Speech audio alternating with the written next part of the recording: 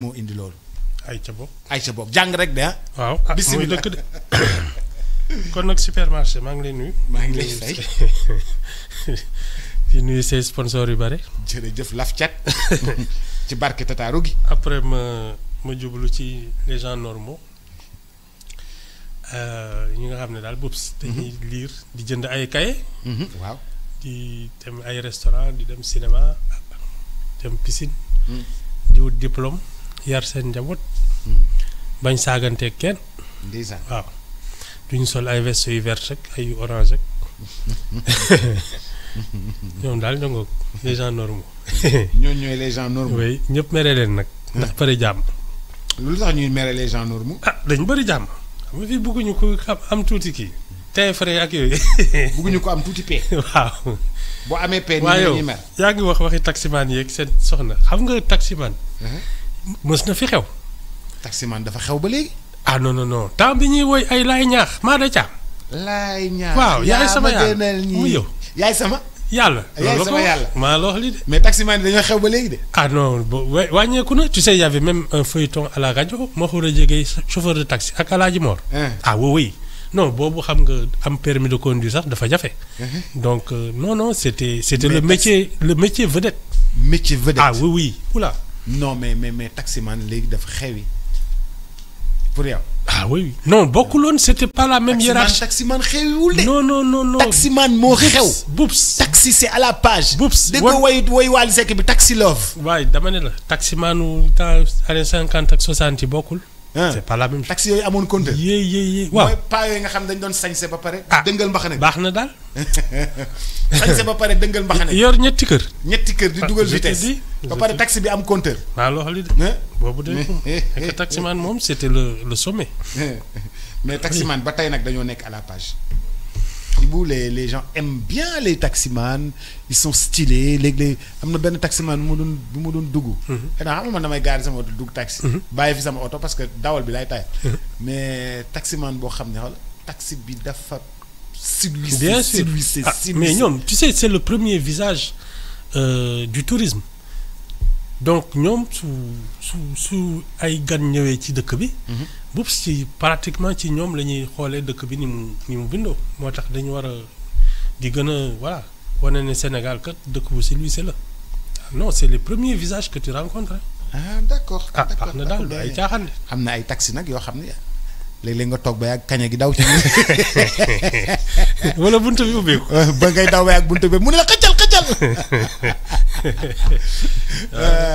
ay taxi yoo xam ne nag moom. paa bi day yore sax yat. di dóor jinax bi teel mu ne ko may paa looy def waaye jinax ji waaye jinax ji suuf ba léegi daal. waaw lii de ñoom la daal. taximan yi daal. crédit foro ngoog yéen a ngoog. dem leen ngeen jël téléphone portable bu leen neex.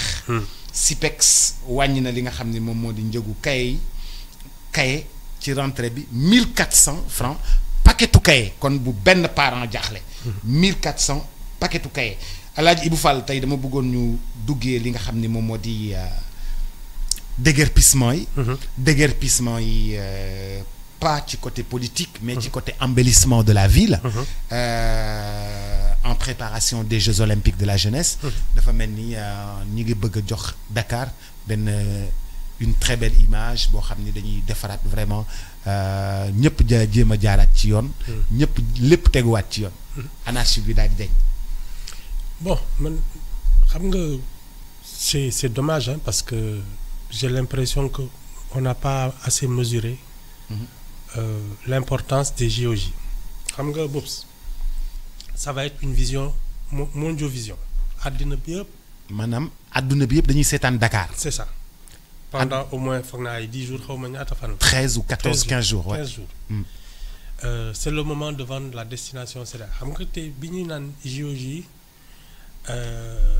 ça fait peut-être ay 4 ans parce que repoussé nañu. 4 ans ouais. mais boobu pour man c'est plus important sur l'impact de la destination Sénégal que l'OCI. te xam nga bi ñu ne aussi day ñëw gis nga ni ñuy def dëkk bi on aurait dû en faire la grande vitrine de ba pare non seulement tu aménages Dakar mais même la région parce que ça permet après c'est entre Dakar, Saly et Diamniadio. Voilà, mais mënoon nañ ci raxasaale ay Rufisque ay Gorée parce que il y a plein de sites historiques comme ça. Mossalal Saint-Louis, parce que nous on a des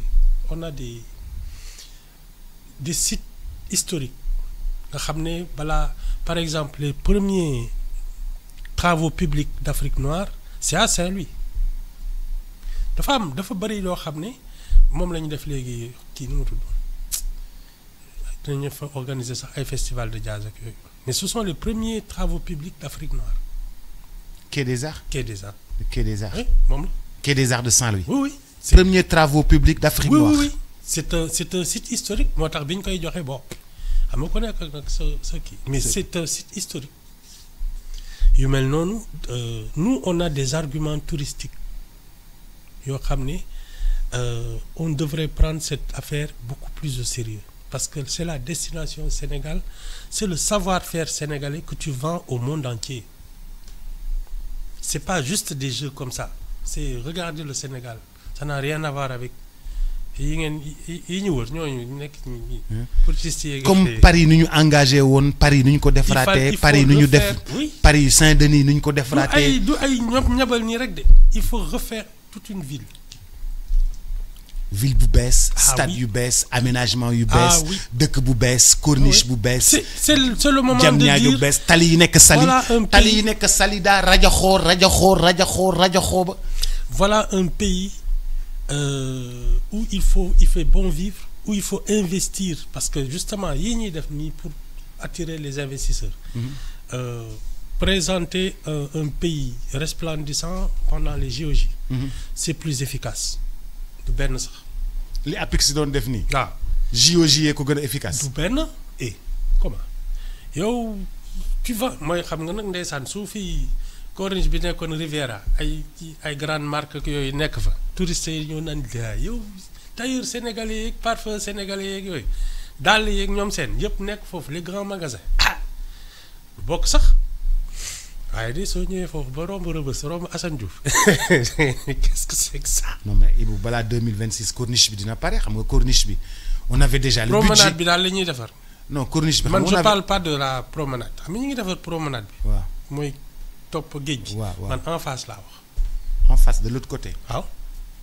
bon de l'autre côté. mooy kër yeeg. yow da nga bëgg yow daal boo sañoon prison bi daf fiy jóge. mais Boubs un pays qui avance mais diminue ses prisons def ko des lieux de d'habitation des grandes surfaces pour des bureaux les multinationales la. nga xam ne ku ci ñëw tu veux t'installer ici face à la mer moo ëpp njariñ. mais c'est que kii bi dafa jege tribunal bi moo tax xam nga di jege tribunal bi génn Rebeuss rek dem. tribunal non ça n'a rien à voir. ah ça n'a rien à voir. Ibou yow prison bi déggoon nañ jaay nañ ko sax. ñoo xam de mais pour moi tu as toute une corniche mais à remettre en valeur. Boubs c'est vraiment des trucs de prestige c'est ça soo déparé boulevard de la République jëm Fann Hock foofu yëpp c'est de l'or en barre. xam nga man dégguma tubaab soo ma nee de l'or en barre damay réer. man dégguma tubaab mooy tey soo ko valoriser xam nga soo moytul foofu ay 50 ak 100 millions lañ leen ne moom la jar. soo ko valoriser boo ci laal ce sera pas moins de 2 milliards. maanaam daal corniche bi yow da nga bëgg boulevard de la mais République mais là ba Fann université ñu def ko ay aménagement mu mel ni Champs-Élysées. je te dis. lamp yi di tàkk boutique yi di génn Copacabana. noonu la mel.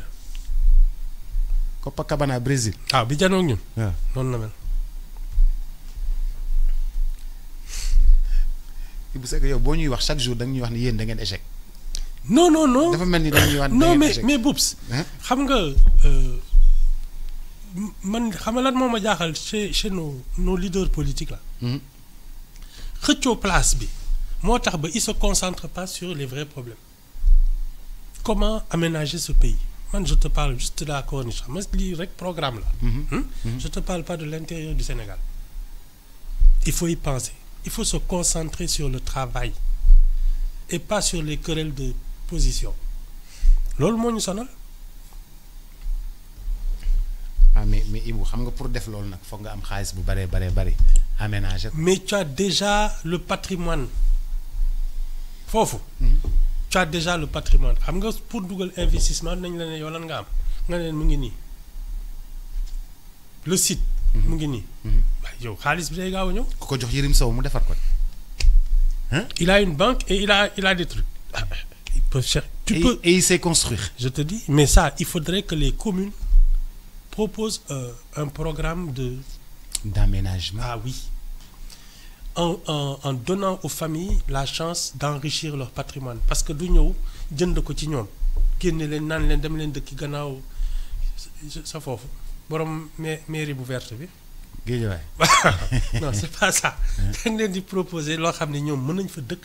di encaisser.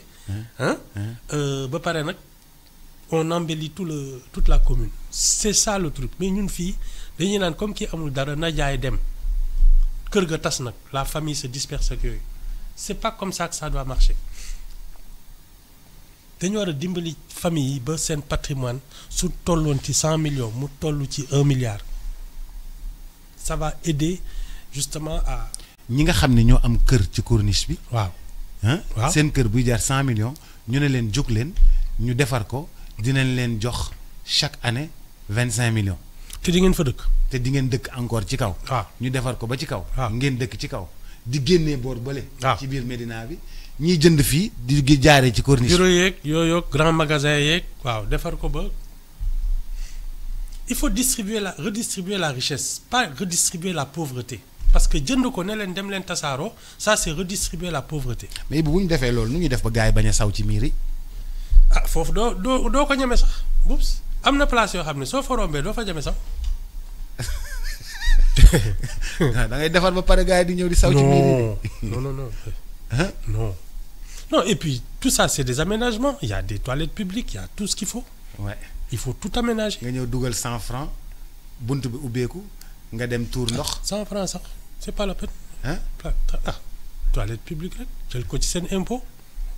nga jël ko ci seen impôt ci TVA bi. waaw c'est tout. nga jël ko ci TVA wu ñu fa nekk. direct léegi nag toilette publique ku ñëw ci ñëw ubbi saw demaat yoonam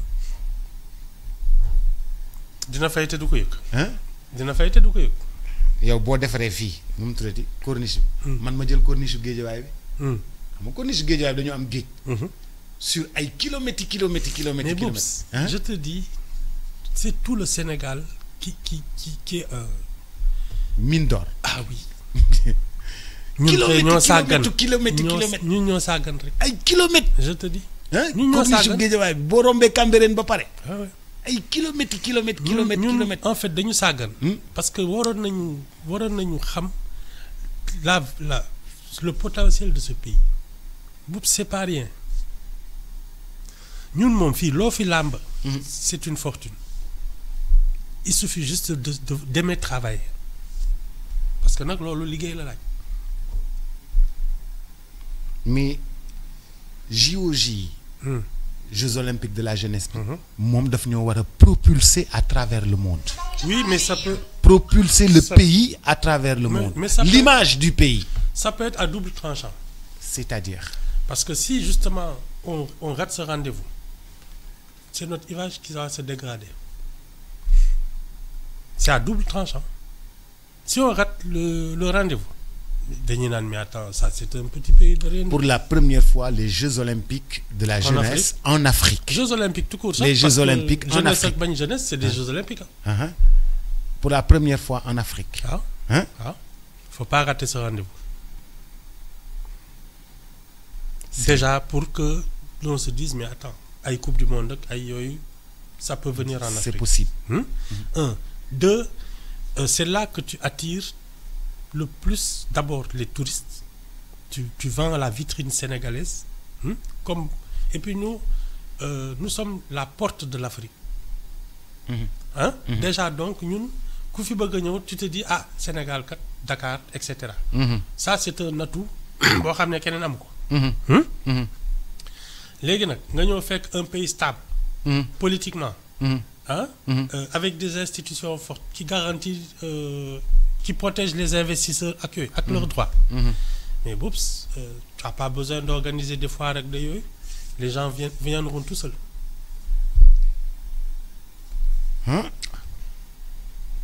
Ils viendront tout seuls. Nous devons abriter les sièges des grandes multinationales en Afrique. Ah, pourtant, l'affaire des Nations Unies, là, c'est un début.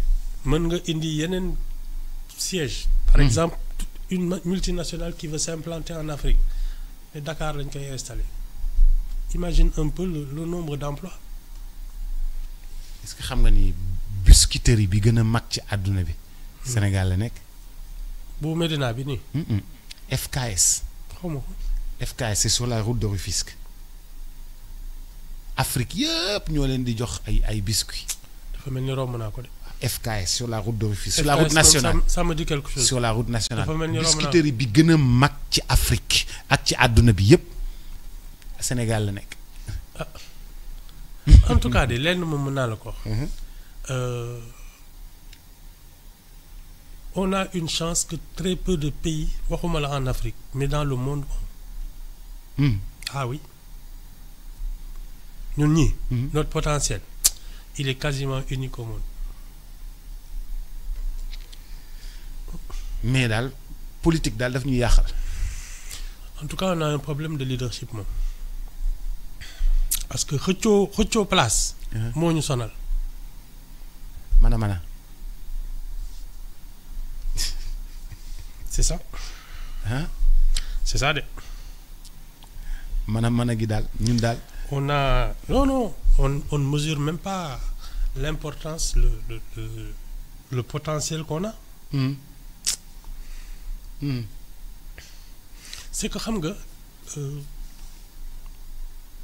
Pour moi, il y a deux catégories de citoyens. Il y a ceux qui veulent tirer par le haut. Nous, c'est une minorité en général, c'est ça l'élite. Et puis tu as la grande masse, parce que la masse aurait pu avoir une attitude. Moi, élite, top. Fini de me barna. Mais en général, au contraire, on te tire par le bas. Qui l'autre mo am teman awma, qui fi sàcc la, ñi ñana. ñi ay sàcc lañu ñi ay kuluna lañu. C'est ça, c'est ça. ñi ay sàcc lañu ñi ay kuluna lañu. C'est ça. Donc, au lieu de pousser, tu tires. Pour ñëpp yemandoon. Oui, mais c'est-à-dire on distribue la pauvreté quoi. Dans un pays, ñëpp mënuñu bokkandoo xalaat. Mais comment changer la donne pour que une orientation positive pour le pays? Non, c'est une question de leadership. Xam nga lutax ñi naan leader? Parce que soo waxee nit ñi dinañ la gëm. C'est ça un leader. Donc c'est un problème de leadership. Parce que nous, bañuñu ku leen yilif. Mais li ñu leen di wax suñ ko mënee dégg, c'est ça le problème. Un leader doit pouvoir convaincre les gens et les pousser vers le sommet. Loolu mooy élite. C'est ça. C'est pas autre chose. On a un problème d'élite. Est-ce que bu ñuy changer aussi waxtaan ci iwu leneen maa ngi lay si déglu Demba yaag Baba dafa mel ni investisseur. biñ lay jëw. waaw non bi ngeen may jëw yëpp maa ngi koy dégg yow Ibu dara du ma rëcc ci yow. te man xam naa ni man affaire jëw bi tàmm naa ko de. dañ la doon jëw fayeeku na jaar na nii bu fayeekoo kenn du ko gis yëpp maa ngi lay dégg Ibu dama lay bàyyi ci biir rek. nu mu tuddati xam nga li APIX doon def mooy pour dajale ñi nga xam ni forum bi dajale. ñi nga xam ni dañ leen di wax kaay leen ngeen ñëw investir Sénégal. kaay leen ngeen ñëw investir Sénégal, rare îlot de stabilité dans l'Afrique de l'Ouest. Aussi li nga xam ne moom moo di environnement des affaires bi tagg nañ ko fa bu baax a baax. ñi doon taal fii entre 2021 et 2024 ñoo ko doon wax. Bon. Ah d'accord jàllal. Ah d'accord jàllal ci leneen. loolu passé nañ ko. Non mais justement amnistie nañ ko kenn waru ko waxtaan. c'est pas ce que tu dis qui est important mais c'est qui le dit. il faut être crédible. Ibu amnistie nañu passé nañu. soo fekkee dof bu taxaw ci mbedd mi xëy bés mu dugg ci mosquée bi ne tey maay jiite julli bi est-ce que nit ñi dinañ topp ci gannaaw. yow loo ma bëgg a wax ni. mooy li ma la wax xam nga da ngay fekk benn waay bu sànni. mu dugg ci mosquée bi ne tey maay jiite julli ji par force. Est-ce que les gens vont prier derrière lui. moo tax ma ne la. c'est une question de crédibilité. imam bi su ñëwee ne taxaw leen sama gannaaw kàbbar ñëpp topp ci on est d'accord. su dee dof bi ci koñ bi moo ñëw taxaw ne tey par force man maay jiite nu muy demee. dañuy woo police wala pompier. c'est ça. C'est une question de crédibilité. Ça veut dire yow li nga ma bëgg wax mooy ñëw leen investir Sénégal ñi ko doon wax mënuñu ko wax. mënuñu ko wax parce que ils ont déclaré que ce pays avait des chiffres truqués que l'administration triche wala du loolu yow daal tu as des trous de mémoire naanoo say garab xanaa. non Ibou j'ai pas trop de mémoire. mais boobu c'est ça nous notre problème xam nga c'est pas juste naan ñëw leen investir parce que quand tu es crédible quand tu es mooy li ma la doon wax rek si on prépare bien les Jeux olympiques hein tu n'auras pas besoin de dire aux gens venez dañuy ne fii la ñu war a def suñu xaalis parce que les gens connaissent le Sénégal dans le monde entier là. nit ñi xam nañu Sénégal parce que à plusieurs reprises on a eu des leaders qui ont su vendre le Sénégal. Donc c'est pas une nouveauté xam nga léegi lan mooy problème bi être crédible nga xam ne soo taxawee wax ñu ne fii ça c'est l'avenir fa lañ jëm. Mais bientôt les choses vont se stabiliser avec FMI bientôt les choses vont mieux se stabiliser avec l'ensemble des bailleurs de fonds c'est question de temps là mais. Baadu après 2029. kaay leen investir Sénégal c'est vraiment légitime parce que tamit boo xoolee Mali coup d'état Guinée coup d'état feneen leneen mais Sénégal dafa am lépp dafa am atu yëpp. dafa am possibilité yëpp. waaw mais ça dépend de qui le dit. Ça dépend de qui le dit. Il y a des gens habilités à dire venez travailler avec nous parce que nous sommes stables. Il y en a qui ne le sont pas. C'est tout. Naturellement, le Sénégal est un pays qui doit attirer les investisseurs. Surtout nag bi yeneen dëkk yi naan ay France dégage benn putsch yi di dóor dàq ci koñ ci kii bi. loolu rek suñu tegleen suñu tànk hein tout le monde viendrait au Sénégal. Tu n'avais pas besoin de ça. c'est bii ñëpp di naan France dégage ci nga waroon ne français yi justement fii ngeen war a def seen xaalis ba pare nag comme tu es en position de force hein tu peux imposer pratiquement tes conditions nga leen waaw mais léegi transfert de technologie ñun ay usines la ñu bëgg pas juste ay boîtes commerciales on veut des usines on veut des centres de recherche ici xam nga Institut Pasteur genre boobu la. Voilà ba am fii son savoir-faire voilà. Institut Pasteur transfert de technologie la.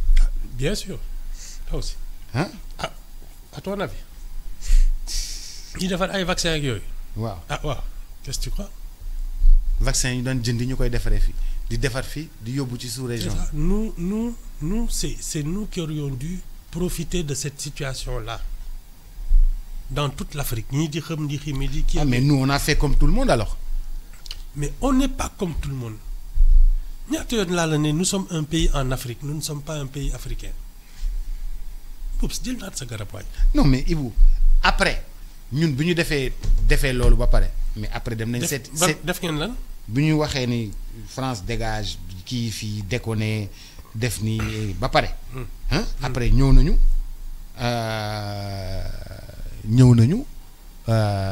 dem MEDEF après. non teg ci forum bi ça c'est des ci man c'est peut-être des trucs symboliques. Mais la vraie attitude d'abord pour man le MEDEF c'est le patronat sénégalais qui devrait parler avec lui. C'est-à-dire les hommes d'affaires sénégalais qui proposent de bonnes affaires en disant venez, on va travailler ensemble sur ça. Ñu am joint venture. Voilà. Loolu la. Nous, c'est notre diplomatie. Mais notre diplomatie, ce qu'elle a fait, Boups, mooy dem di seeti ay putschistes. ñi naan France dégage ak nañ génn CFA ñun ñooñu lañ dem seeti naan leen vraiment ñun ñooy seen xarit. da nga fàtte loolu. Non, fàttewuma ko. D'ailleurs, en parlant de CFA, le Premier ministre, dans une vidéo virale, a insisté devant le président de la République, devant Sissoko Embalo, pour que vraiment que les chefs d'État se grouillent vite pour sortir du CFA et avoir notre propre monnaie. Ah waaw mooy li may wax rek tu veux une chose et son contraire. Tu sais Boups. Ça a été le même problème avec l'Union africaine. Le OUA bi. Il y avait deux versions.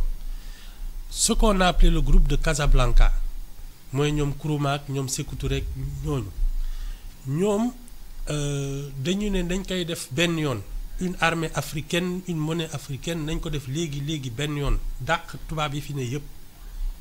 Il y a eu ce qu'on a appelé le groupe de Monrovia nga xam ne Senghor a ko jiite mu ne leen ñun on n'avance pas de la même manière na ku ne jël sa indépendance et on avance par cercle concentrique moo tax ñun Afrique de l'Ouest ak yooyu petit à petit on a commencé à former des alliances ak yooyu et daf leen ne na ku ne toppatoo sa dëkk et on crée l'organisation de l'unité africaine et on ira vers l'Union africaine au fur et à mesure parce que bokkuñu rythme c'est ça qui a triomphé Boups yàkkamti taxul ngay àgg les choses il faut qu'elles se passent comment veux-tu que ñun ñëpp qu'on ait la même économie quand ici c'est une démocratie là c'est des putschistes on a suspendu toutes les institutions ak yooyu ñoom su leen neexee tey ne dañuy changer suñu monnaie sax on peut le franc guinéen le dalasi waaw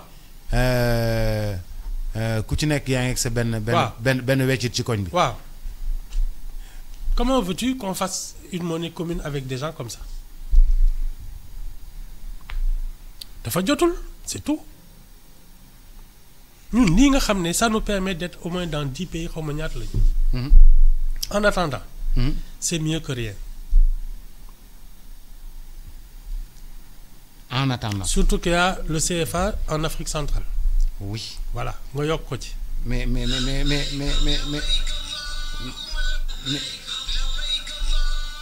bañ na de mais xaalis boobu noonu lu tax ñu bëgg vite changer ko changer. non tu sais ñi demoon nañu éco ñu dem bay dem éco bi sottiwul. xam nga y a je pense une question aussi d'orgueil mal placé. Boobu xam nga moo ne lan lay jëriñ. Que le plus grand nombre puisse commercer ensemble. Mais tant que c'est le cas, il n'y a pas de problème. xam nga fii da nga fiy jóge def sa poste sa xaalis dem Burkina. wala yeneen dëkk yi def CFA. tu n'as pas besoin de change. Mais c'est déjà beaucoup. Maintenant organisons-nous pour que de plus en plus mu yaatu. De plus en plus. mu yaatu ñu yokk dëkk yi. et pas di leen wàññi. Un plus grand nombre. Maintenant qu'il y ait des questions d'appellation yooyu ça c'est des choses qui vont venir avec le temps. Mais au moins l'acquis qui permet une certaine confiance dans les échanges. nañ taxaw foofu en attendant. waaw mais Ibou dafa mel ni premier ministre moom d'accordul ak CFA bi. moom gis nga lu mu d'accord. non xaaral Ibou non si li ma lay wax nii c'est sérieux d'accordul ak CFA bi. njëkkoon na ko wax une monnaie pour la Casamance.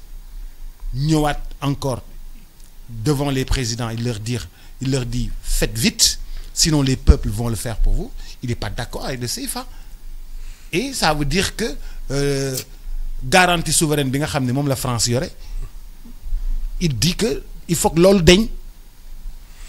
ah waaw après tu vas aller leur demander de venir te soutenir. ñun su dee ñun dañu bëgg a toog par exemple, admettons que le Sénégal ait sa monnaie.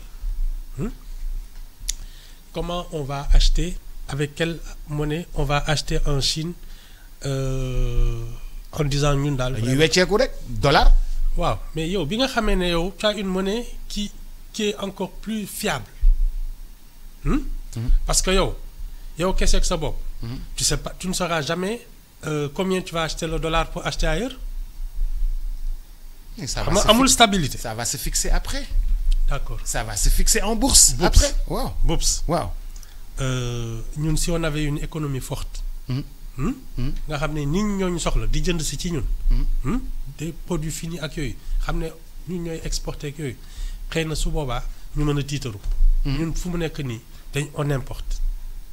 waaw kuy exporté su la neexee nga ne man maay jaay yéen a ma soxla sama monnaie lii la. wala c'est difficile à comprendre. Non, c'est pas difficile à comprendre. waaw mais comme yow yaa soxla ñeneen ñi. tu peux pas faire le malin. C'est celui qui vend qui peut imposer les règles de son truc.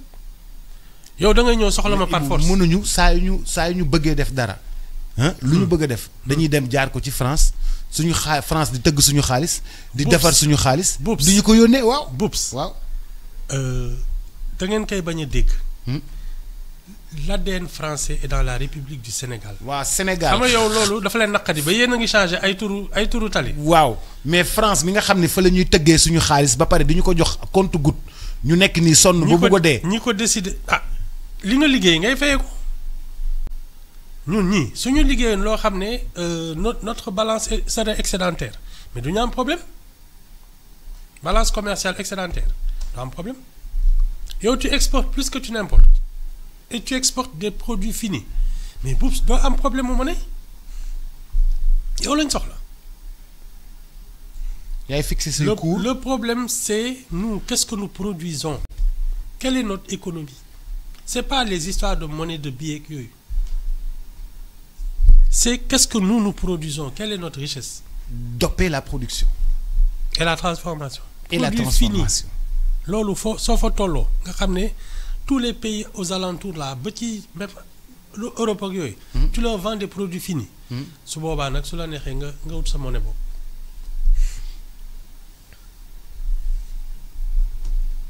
tu peux pas xam nga li ñu naan mënoo ñu yaakaar yàpp ñu. waaw mooy loolu. on ne produit pas assez. on travaille très mal. loolu mooy suñu problème.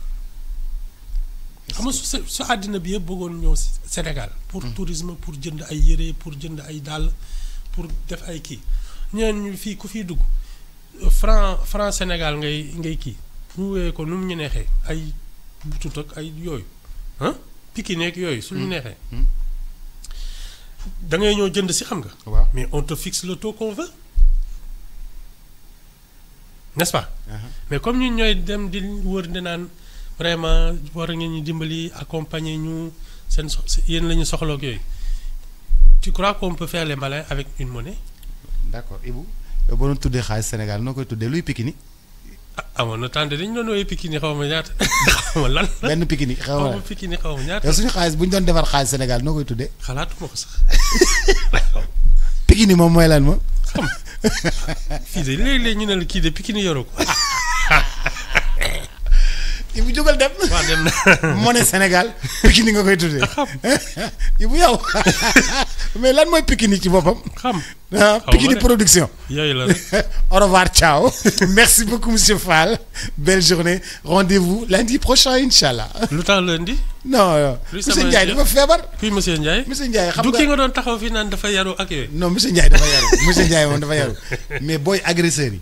ñoo dugg ba ci biir këram ba ci biir chambre am. pare agressé ko ci biir chambre am. tam loolu nu ko nit mënee def agressé nit ci biir chambre am ci biir chambre am. xam nga fii dafa am 46% yi nite. ñan ñoo agressé kon. xam. Au revoir ciao.